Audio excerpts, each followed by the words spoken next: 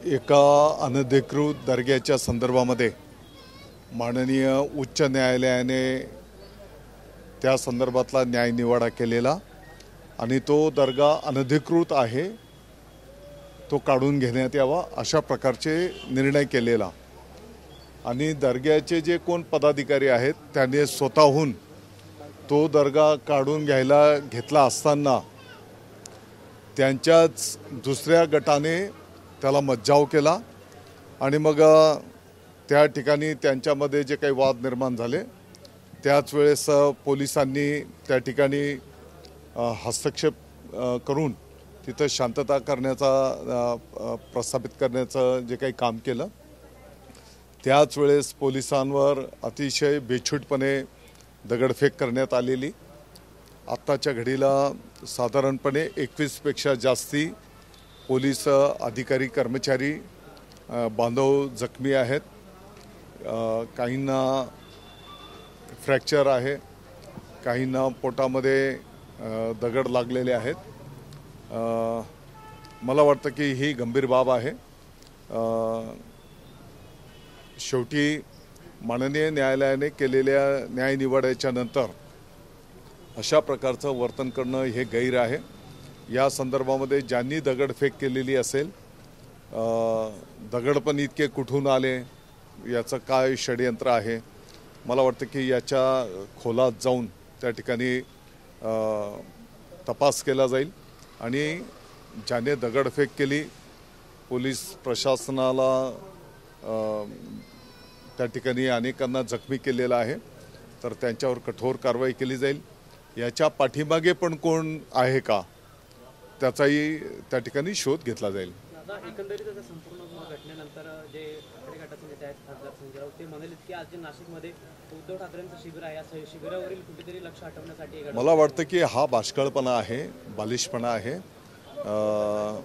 माननीय न्यायालयाने यापूर्वीच हा निवाडा केलेला होता आणि त्या दर्ग्याचे जे पदाधिकारी आहेत ते स्वतःहून ते काढून घेत होते, त्यावेळेस दुसऱ्या गटाने त्याला मज्जाव केला आणि त्याच्यातनं ही घटना पुढे आलेली आहे। आणि म्हणून ज्यांना अगदी 200-500 लोकांच्या एका हॉलमध्ये राज्याचं मंथन शिबिर घ्यावं लागतं आहे, त्याच्यावर मला वाटतं की अशा या घटनेच्या वेळेस मला बोलणं काही उचित नाही। त्याने खऱ्या अर्थाने आपलं आत्मचिंतन शिबिर ठेवायला पाहिजे आणि कुठेतरी मी इथं काय बोलू इच्छित नाही त्या गोष्टींवर।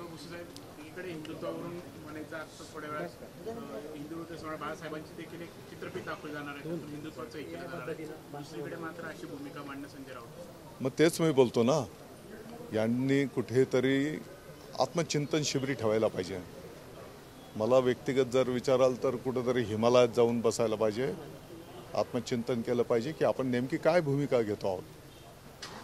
आज पोलीस बांधव हे काही कोणत्या पक्षाचे नसतात, कोणत्या जाती धर्माचे नसतात, कायद्याचं संरक्षण करणं त्यांची जबाबदारी असते आणि अशा घटनेमध्ये ते जी काही त्यांच्यावर दगडफेक करण्यात आली, त्यांना जखमी करण्यात आलं, खरं म्हणजे आपण सर्वांनी कायद्याच्या पाठीमागे उभं राहणं ही आपली सगळ्यांची जबाबदारी, कोण कोणत्या का पक्षाचा असेना। आणि अशा प्रत्येक गोष्टीला काहीतरी वेगळा रंग देणं ही केविलवाणी बाब आहे। आजच्या शिबिरामध्ये आदित्य ठाकरे यांनी टीका केली की कुंभमेळ्याचा पैसा कोणाच्या खिशात जायचा यावरून नाशिकचं पालकमंत्री पत्र काढलं। त्यांना पैशांशिवाय दुसरं काही सुचतच नाही। आता पर्यटन करून आले असतील कोणत्या देशांमध्ये, महिनाभर आराम करून आल्याच्या नंतर शिवसैनिक बिचारा सतत काम करत असतो। दादा, कुणाल कामराच्या वकिलांनी मुंबई हायकोर्टात युक्तिवाद केलेला आहे की ज्यावेळेस एकनाथ शिंदे पक्ष सोडून बाहेर गेले त्यावेळी देखील उद्धव ठाकरे जे आहेत ते गद्दार म्हणाले, मग त्यांच्यावरती गुन्हा का नाही? जनता जनार्दनाने गुन्हा दाखल केला ना, विधानसभेच्या निवडणुकांमध्ये निकाल दिला, ज्यांनी 90-100 जागा लढवल्या त्यांना 20 जागा दिल्या, आम्ही 80 जागा लढवल्या, आम्हाला 60 जागा दिल्या। शेवटी जनतेचं न्यायनिवाडा हा सगळ्यात अंतिम आहे. जनतेने त्याच्यावर शिक्कामोर्तब केलेला आहे. दुसरे साहेब, नागपूरमध्ये शिक्षक भरतीचा घोटाळा समोर आलेला आहे. 100हून अधिक असे अपात्र ठरले आहेत. मात्र यामध्ये आरोपी जर बघितलं शिक्षक उपसंचालकांवरच गुन्हा दाखल झाला आहे. एकंदरीत त्या घटनेकडे कसं बघतो? नाही, निश्चितपणे या संदर्भामध्ये तिथे वरिष्ठ अधिकारी चौकशी करतायत. त्या चौकशीतनं अनेक बाबी पुढे येतील आणि जे काही पुरावे कागदपत्र त्याच्या आधारे पुढची कारवाई केली जाईल. या संदर्भात जो कोण दोषी असेल त्याच्यावर कठोर कारवाई केली जाईल. राज्यात अनेक ठिकाणी असे प्रकार उघडकीस येतात. मालेगावमध्ये देखील असे प्रकार उघडकीस आले. जिथे जिथे असे प्रकार असतील त्या सर्व प्रकारांची चौकशी केली जाईल आणि त्यावर कठोर कारवाई केली जाईल. दादा हिंदी दादा, काटे गली में जो दरगाह निकलने की कोशिश करे थे वहाँ पे कुछ भीड़ों ने पुलिसों पर हमला किया है. वहाँ पे पत्थरबाजी. काठे गली में जो दरगाह का हादसा हुआ है, माननीय उच्च न्यायालय ने इस बारे में न्याय निवाड़ा किया था. ये अतिक्रमित है और इसको निकाल लेना चाहिए. तो जो भी दरगाह के पदाधिकारी थे वो खुद होकर ये दरगाह निकाल रहे थे, लेकिन उनके ही कुछ विरोध करने वाले लोगों ने आपस में झगड़ा हुआ. वो झगड़ा शांत करने का प्रयास पुलिस विभाग कर रहा था. तो पुलिस विभाग के ऊपर कुछ गलत तख्ते के लोगों ने पत्थरबाजी की. अभी 17 पुलिस कांस्टेबल और अधिकारीगण एडमिट है.